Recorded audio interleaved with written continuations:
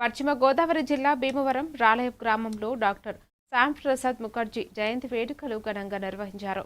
ఈ కార్యక్రమంలో పాల్గొన్న కేంద్ర మంత్రి భూపతిరాజు శ్రీనివాస్ వర్మ దేశ సమగ్రత కోసం జీవితాన్ని అంకితం చేసిన మహనీయుడు ముఖర్జీ అని కొనియాడారు. అనంతరం అంగన్వాడీ చిన్నారులకు పలకలు, పుస్తకాలు పంపిణీ చేసి యువత ముఖర్జీ ఆశయాలను ఆదర్శంగా తీసుకుని దేశాభివృద్ధిలో భాగస్వాములు కావాలని పిలుపునిచ్చారు.